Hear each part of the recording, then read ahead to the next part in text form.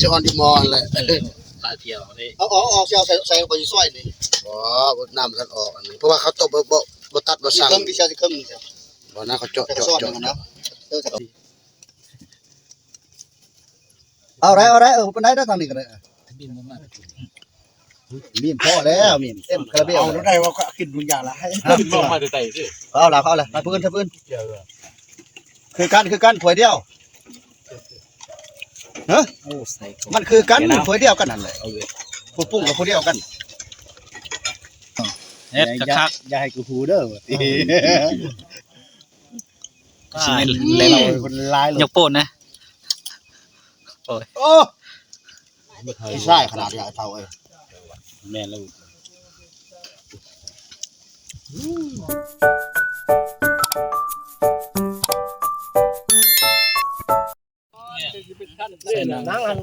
นั่งต้มนี่ไปยืนที่สิตับหวานอย่าแน่ๆล่ะจักที่แน่นั่งเอ้ยมันเปิดกล่องก็บ่ได้ม่วนโอ้ยบอกไอ้ค่ะตับหวานใส่ตับหวานนี่อันนี้บ่ตับหวานเบิ่งนี่เด้อเนาะนี่เบิ่งให้น้องฮานพี่น้องเอ้ยหักเครื่องทองเลยกินบ้านนี่หอมบ่ได้ซื้อบ่ซื้ออยู่โต๊ะมีไผมาแซ่บบ่โอ้อันนั้นละขอแก้คันว่าถ้าต้มสดน้ำเนี่ยนะบ่ใส่นั่งนี่ป่นพี่น้องเอ้ยเวลาไม่เช่นกันนี่นะนี่ก็ใส่นั่งได้วันนี้เลยจะออนดีมอนแหละปลาเที่ยวนี่เอาเสียวใส่ไปซอยนี่บ่น้ำท่านออกอันนี้เพราะว่าเขาตบบ่ตัดบ่สั่งที่เชียวที่เครื่องนี่เชียวบ่นะเขาเจาะนะจะซ่อนเนาะนั่งนี่นะทายคนรอนี่นะว้ายเจ๋ง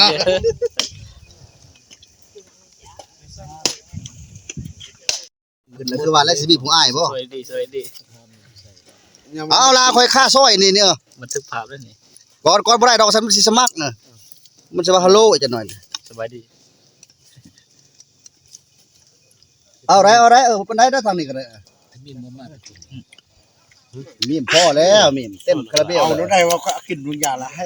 ลงมาแต่สิเอาล่ะมาเพิ่นคือกันถ้วยเดียวฮะโอ้ใส่มันคือกันถ้วยเดียวกันนั่นแหละผู้ปรุงกับผู้เดียวกัน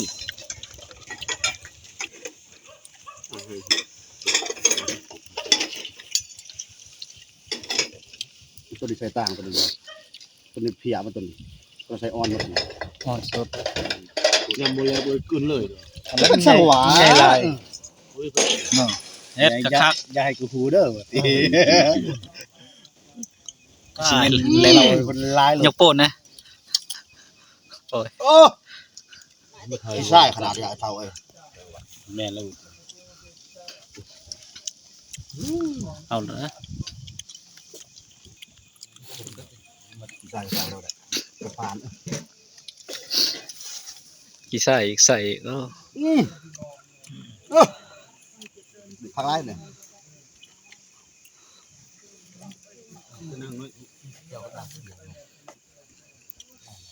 เฮ้ยเผาที่จัดการที่เอาไหมอีกใบกระพูดก็มีคนนี้ฮะจะได้ก็นั่งเซย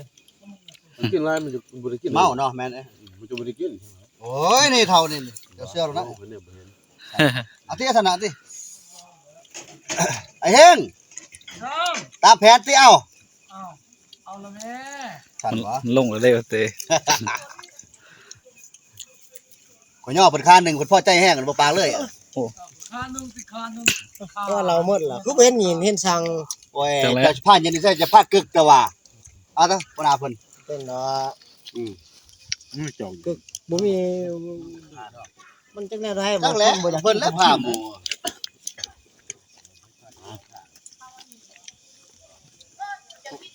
ความดีเอาเข้าโตความหายไอ้มูมัดที่ไม่มูมัดรอได้ความจริงเลยกูจะมาทันเดี๋ยวว่าเขาแต่งกันเดียวอันนี้จะหน่อยเป็นไง